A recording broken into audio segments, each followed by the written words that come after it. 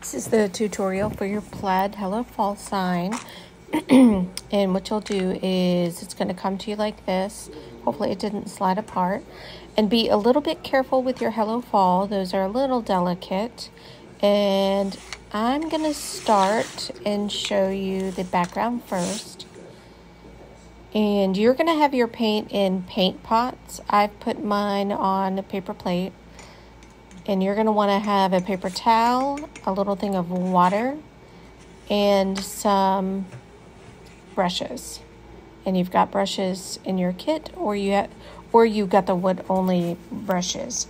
So if you've got the stain, then you're going to do what I did, which is get a lot of water in your brush and dip into the stain from the side and just create like a puddle.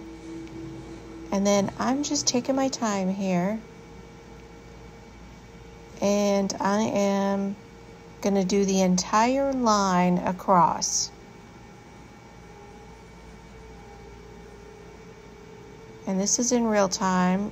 I will speed up the rest of it later, but just showing you in real time. I take my time with it. And notice that I'm doing a very light coat.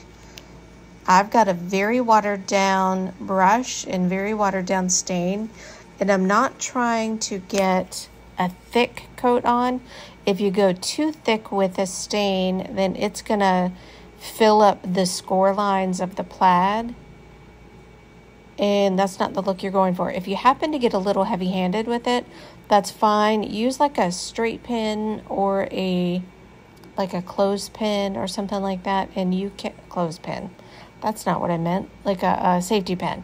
And you can clean out the score line by just scraping it out. But notice that I just continue on, go all the way across. And again, I'm just really taking my time. Relax, enjoy the process.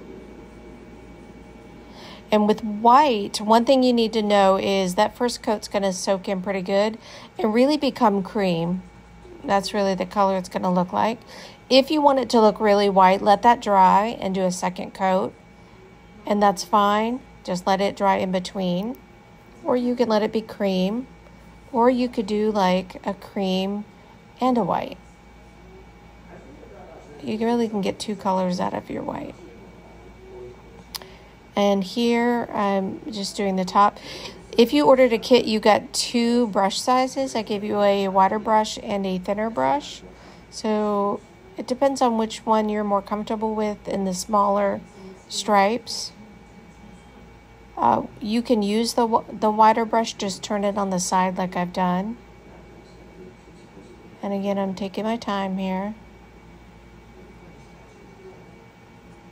And going all the way across. And notice how my first stripe, you can barely even see it anymore. It's because it's really soaked in. That's what stain tends to do. But that's okay. One trick when you're choosing where to paint, this is a randomized pattern that I've given you.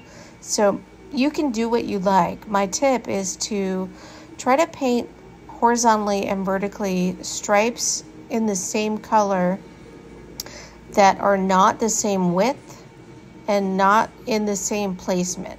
So like, don't do the same width on the same place left and right, top and bottom, so it starts to look like a pattern. Try to be random. Try to pick something that's not in exactly the same place. Like that was the pause. I was trying to look for, okay, where am I going to put my next stripe? And again, I'm just creating that stripe. And once I get into some more of the colors, I'll speed this up. But I really do want you to see that I am taking my time.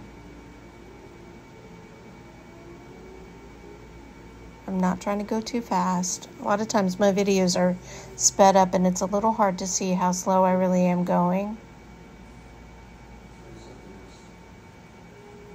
And again, notice I go across the whole stripe.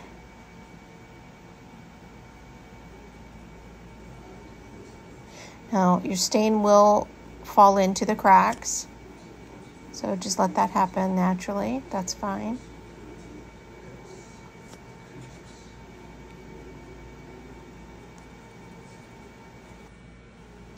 And here you'll see that I speed up and I redo the white, and then I'm going to move light colors to dark colors. I go yellow, then oranges, and then into the spice colors and even a brown.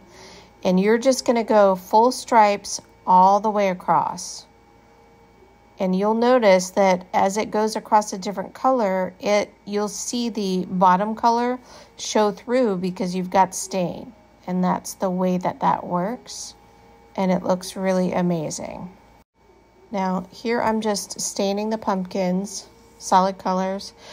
And then the one trick on the plaid on the pumpkin is you need to vary how you paint each rib so that you can see each individual rib. So here you're actually not painting each row, you're painting individual ribs of the pumpkin. And if you look closely at the photo that you got, you can see that. And here I'm just gluing it together. And there you go. Enjoy your sign.